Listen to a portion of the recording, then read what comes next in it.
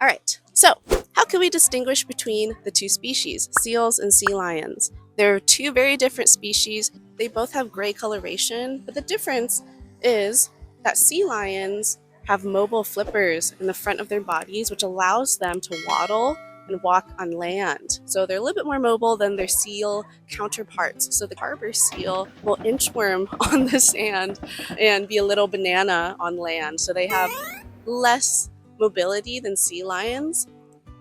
When we talk about physical features that distinguish them from each other, California sea lions have ear flaps.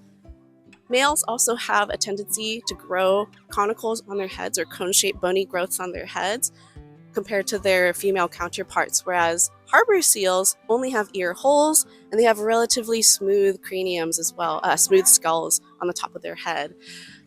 Sea lions, think of them as more like dogs. Harbor seals, think of them more as like cats. They're very solitary and not social, whereas sea lions love to cuddle puddle. They're all about touch and community and love to play tag in the water, whereas harbor seals, they really just leave each other alone. And even on land, you can see that they don't like to touch each other and keep their distance when they're resting or when they haul out on dry land to regulate either their temperature, to rest, or just to be close to family. And you can hear behind me, if you don't see them, there is a sea lion colony right here on the cove. And the reason why is because this rocky, sandy area is ideal for pups. Sea lion pups are usually born around the months of June and July. So right now, it's August. Our pups are about 2 to 3 months old. They're learning how to swim. And when I first started docenting for the San Diego Seal Society, I didn't know that sea lions can actually drown within the first few months they're born. They actually have to learn how to swim. Harbor seals, they're born right away knowing how to swim instinctually.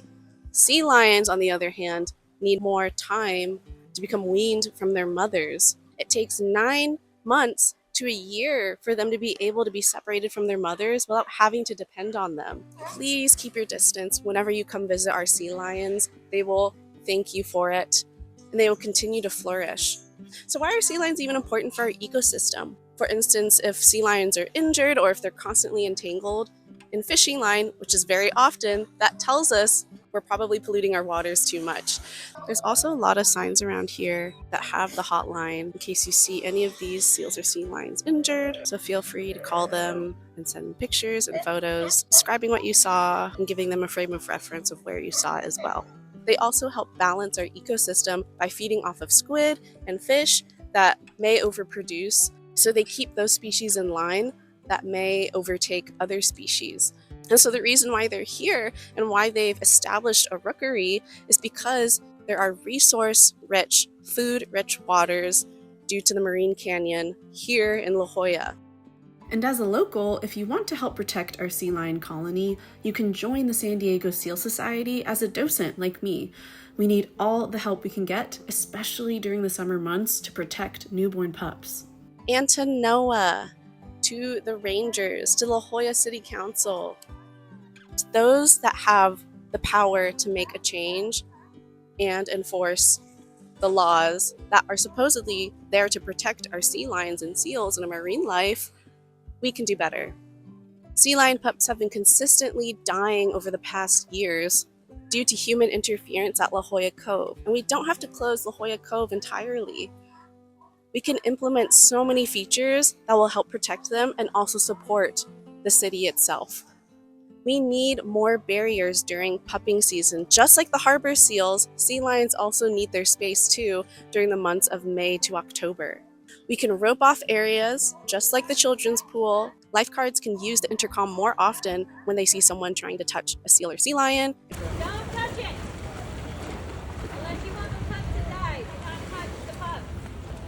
And lifeguards or rangers can easily place down cones or ropes and line that we can place in the morning and take away in the evening so tourists know an obvious boundary of where they should be standing.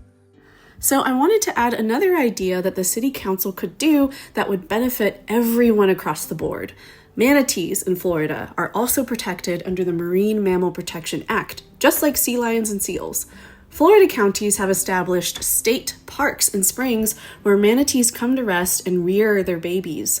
Before the public can enter an area, they simply pay a small fee and listen to an educator that states the federal law and rules of conduct when they come across a manatee. We can absolutely do this in Jolla Cove with our seals and sea lions. We already have docents willing to volunteer their time to educate the public and can build so much profit from the amount of visitors the city gets every single day. But there is no form of management, which NOAA states is the city's decision. La Jolla is the jewel of the sea, and that includes our wildlife. So help me protect our sea lion colony so we can help them live long and happy lives and continue to bring business in to the city. So thank you so much for watching. And if you haven't followed or subscribed to me, I am a mermaid and freedive instructor here at La Jolla. And a lot of my videos deal with my love for the underwater world, mermaiding, freediving, and all things underwater. So thanks again for watching. Bye!